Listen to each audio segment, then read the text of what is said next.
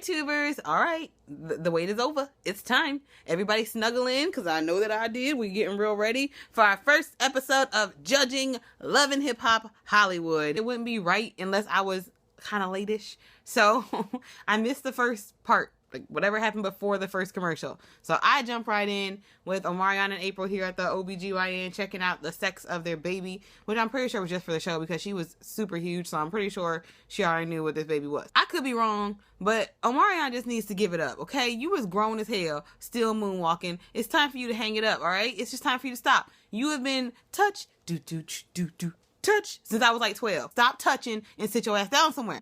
He says that he has this fat deal with Maybach Music. I don't know if Maybach Music can sign a fat deal to anyone. I thought that he was with Young Money, actually. That's what I thought. It's like for a minute, like he signed and he dropped it. I don't know.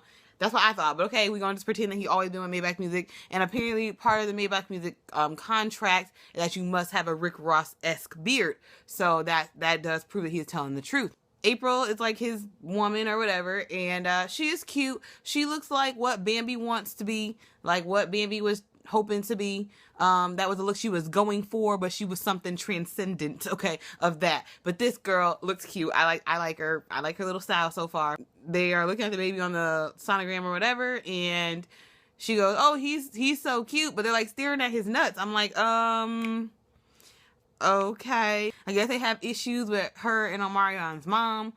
And Omarion's mom is like, I don't know, apparently she used to be cool with them. Then she stopped being cool once they got pregnant. And April said, not trying to replace Omarion's mom. Because she can't. She understands that. But Omarion's mom can't replace her. And I'm thinking, okay, she's going to say because she's his woman. She's like, I'm his baby's mother. I'm like, okay. I could be wrong, or maybe because I'm already somebody's wife that I don't understand that mode of thinking. It's not like they're not together. They are together, so I don't understand why she wouldn't go with their relationship rather than I got his baby, so you can't replace me, bitch. I don't know why that was. So then we slide on over to Soulja Boy. Okay, I'm so disappointed. I could be wrong, but I just believe that Soulja Boy needs to give it up. Because I feel like he's just been trying too hard, trying to get in with VH1. Is that just me? I swear I feel like Soulja Boy has been trying to like be adjacent to everyone on Mona Scott Young's show. And she just keep being like, not today, Soulja. Not today. And finally she's giving him his chance. Like, God, I ran out of characters. Go ahead and let him get on here. I know that he had his whole little interlude with the Diamond Scrappy mess with Love and Hip Hop Atlanta, and then I thought there was another show too where it was like, oh, I used to know Soulja Boy. It's like he really would like to be on one of these shows, but just nobody wants to do it, and she's done like, dang it, I gotta do it. Just let him. So he's here. He has a storyline. He claims that he is a rapper, blah blah blah blah blah blah, and an actor. I had to stop. I had to skip. Pause. What did you act in? And I forgot. He acts like he's a rapper. So that's what it was. I got it. Okay. My mistake. He goes on to say he's 23 years old. I don't know why that hurt my heart. You are 23? That is a hard 23. Making us look bad. So sorry. I just cannot get over it. Like, Soulja Boy just looked dirty. He got dirty earbuds or something. I don't know how to explain it. You just look like you smell like your breath stank. I don't know if it's the tattoos, that he's just scrawny. I'm never gonna forget them dirty nails at the freaking little Whitney Houston thing. Like, I think Soulja Boy is dirty. But he looks dirty as well on the camera. It's not doing him no justice. So the camera can add 10 pounds, and that the camera added 10 pounds of dirt. I swear I had smell-o-vision tonight. Then we meet his girlfriend or whoever she is, and she says her name is Nia Riley, and she dates Soulja Boy. So has everybody else. Did you not remember the Cat Stacks video? Like, everybody dated Soulja Boy one time. But most people, like, you know, we fall down, but we get up. You the only done still laying down. You dumb. Basically, like, I think she understood. I think she heard me telepathically. So she was trying to, like, justify it by being like, we actually been together for a minute. It just nobody ever knows about me. Cause we was on that low, you know, down low, don't nobody got to know, but I want people to know, but he didn't. But yeah, everybody know that he dated Diamond for like 5 minutes. I started feeling them side chick vibes coming in real strong across my television at that time. I felt real strong side chick vibes. So I'm hoping that that's not going to be the case. Then we just like slide on into Tierra Marie and Ray J, who I guess that's the part that I missed in the first part or whatever. When I said that I didn't start to the first commercial, that's what I guess I missed. Irrelevant. I don't remember where I know Tierra Marie from, which is probably what everybody says about her, because she ain't memorable, but she's cute, and she should do better. Like, couldn't she, like, okay, couldn't she have just, like, replaced that one girl from Single Ladies, that one girl? She could totally, like, do the exact same thing that girl did, because they look exactly the same. And they're kind of, like, interchangeable in my mind, that Denise Fassy or something. Not that I don't like her, just saying they are the same people. Even though she could do better, she still is gonna win the Worst Actress of the Year award, though, because that whole, like, crying thing didn't even read real to me. I don't know how you gonna bring a driver to break up with someone. That's a cab driver. She better talk fast. When she got in that backseat, there wasn't nobody in the front. So this is some Mona Scott Young stuff. And so I think Mona was driving that van just like to make it look a little bit more like they had any business doing this whatsoever. I could be wrong, but like, is Ray J just like every dumb dude you ever dated in your life? Like, I swear, every time I watch this, it's just like, Ray J just dumb. He just like every dude I ever dated in high school. Maybe that's just me. Next up is we go to the barbershop with Lil Fizz and Omarion. See, here come my secrets. Because, a long time ago, before I found Jesus, I used to maybe think a little something about Lil Fizz. So I had a couple little nostalgic moments for him being back on my TV. Omarion basically speaks about his frustration with still being connected to B2K and just all this. I don't believe that personally. I think that his solo career was big enough that people are not still talking about that. I don't think so. Unless they're saying, like, you know, what happened between y'all, because they still are very vague about it, even on this show, about what actually made them break up.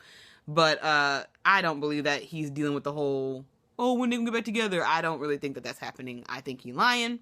And he goes in there and say they were the biggest boy band to ever do it. Oops, you tried it. But I'm about to go ahead and deny it. Thanks, Adrian Expressions, for that. I love it. Oh, you was not the biggest boy band ever. You had some fame, and you know, maybe even like in that time for the black boy bands, maybe. But even with the black boy band, you gotta go like Casey and JoJo, all that stuff. Drew Hill. Stop. And so Lil Fizz tries to be like, yeah, I kind of don't like it either. Lil Fizz, you hope people still remember B2K, because that's all you really got going for you. I love you, but don't try to play. And then Omarion is just like moving back and forth like they had a freaking, like, I don't know, concert, and the dude's like trying to clip his hair. And I'm like, Omarion, you better quit moving for you look like Kanye. Hello? So then we move on to Moniece. And am I the only one that did not know that she was the baby mama he was talking about? Like, she was trying to come off real nice and like all business-like. She's at her little conference room, and I'm sure now that she rented. But I was believing it. At first, I thought she was going to be a different person. I knew that her name sounded close to whatever he said the baby mama thing was, but I was like, nah, that does just be a coincidence, because there's no way in the world that Miss Candy Burris is actually Felicia. That's just not possible.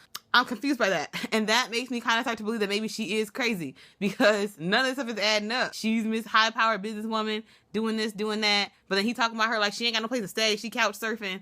Somebody is delusional here. And I'm afraid that the courts gave this kid to him for a reason, because I feel like most of the time it's pretty difficult. Courts don't do that unless there's a reason, like you believe that you are making a sex toy line and honestly you are just like 2 steps from a crackhead. I don't know if that's what's happening.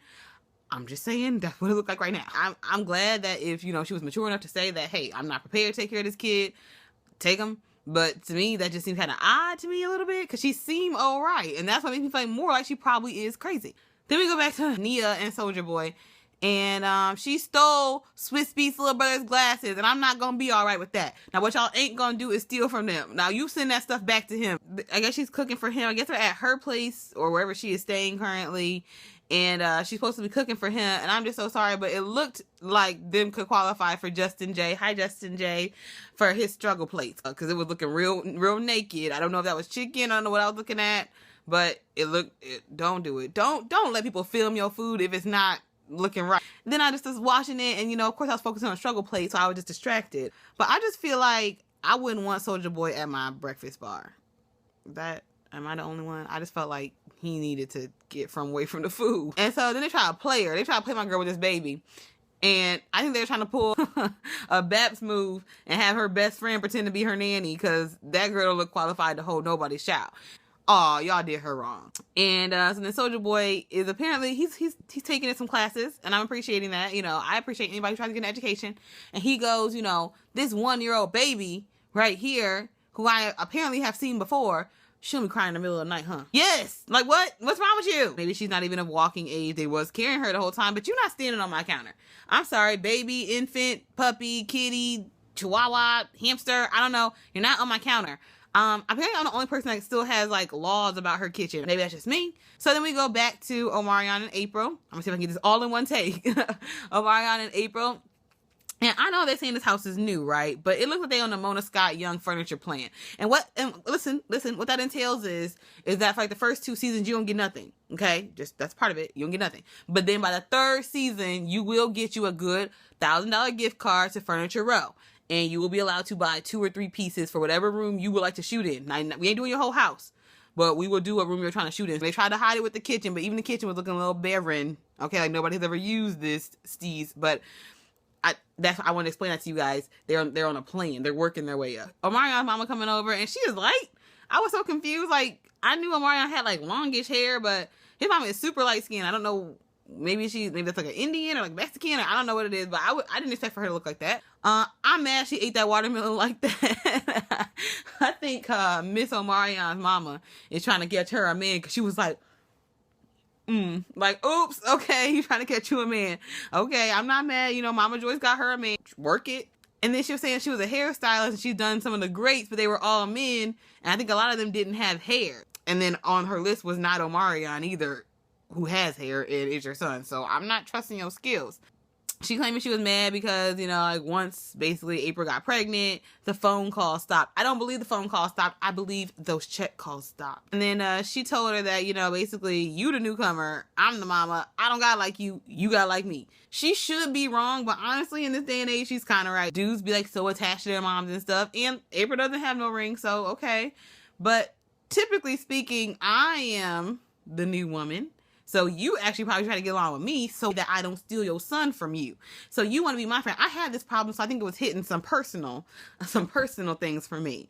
Because no, I don't have to like you. He chose me. You was not chosen. You were like default. So yeah, you know, you want me to like you. So I'm spending all night bitching at your boy, making him want to get away from you. Whatever, but she's probably right. The way that she acts, her and him seem to be inappropriately close. So she probably is correct that, you know, April better get on the bandwagon before she get left, because like she said, she is just baby mama. You just gonna get a check, girl. Get it together, get you a ring, lock it down. That's my advice for the night. Lock it down, get a ring. Then we go to Fizz and Moniece, and he's in the studio. She pops up looking just crazy. I know I got big glasses, but damn. I'm just still very confused after this conversation. Like, she said she supported him in the custody thing. Why do you need to support him in it? Like, he took custody from you.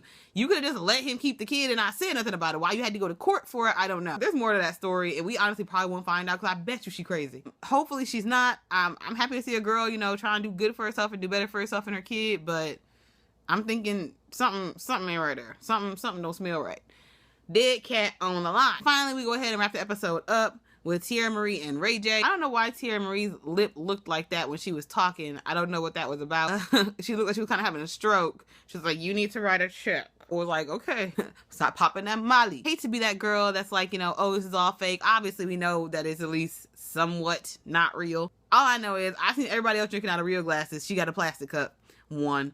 2, the cup had about this much liquid in it. I don't know if it's supposed to be a shot, but usually shots come in shot glasses or even small plastic cups. And 3, the whole time that anybody else knows that she's like aiming, like, oh, move your damn head, Ray J. I gotta throw this cup. I threw it. So Mona Scott Young is hard at work. The season looks like it's gonna actually be pretty wild. Of course, like I said, I got a couple old favorites in there. Y'all probably gonna have me break out into some O and stuff a couple days from now. But I'm really excited. It seems real ratchet. I hope you guys stay tuned, and I'll see you next week for another episode of Judging. Bye.